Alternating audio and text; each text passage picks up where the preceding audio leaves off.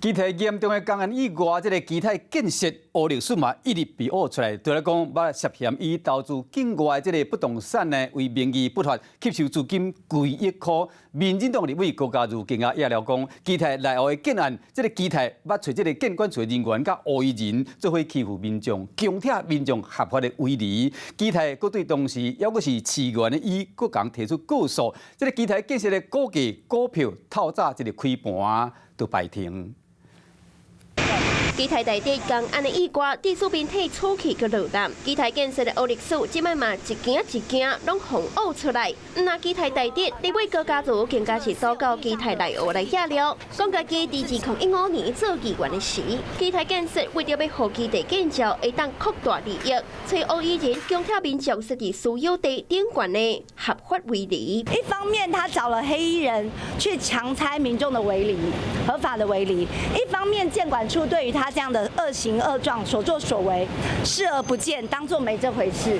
第三方，他还能够找到一个蓝营的民代去帮他做这样的公关，去帮他处理媒体，然后去做这样子的操作，甚至事后他竟然还对我提告说，我们是诽谤等等。当然后来是没有起诉，也没有这个检方就直接认定他是没有依据的。高嘉瑜点名台北市监管处调监暗勘，都已经经过了7、8年了，基泰建设竟然背景还这么硬。那这期间呢，基泰建设还卷入这个所谓的违法吸金、诈欺等等的事件。基泰有没有违法吸金啊？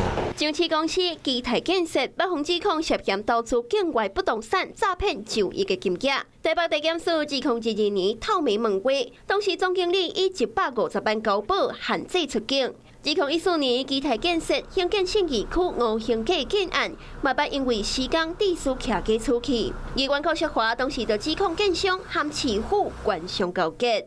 那基泰建设的估价一透早开盘，估价虽落到13块外。建商基泰建设一透早就发布消息，承认因为营造厂施工的问题，地属民体来损害，对此是感觉真遗憾。嘛已经伫第一时间要求停工，绝对袂推卸相关的责任。对受损户已经因上大关怀，嘛会斗相共安置。Hello， 我是谢嘉璇。想要掌握最及时的新闻资讯吗？赶快订阅、按赞、开启小铃铛，锁定华视新闻 YouTube 频道。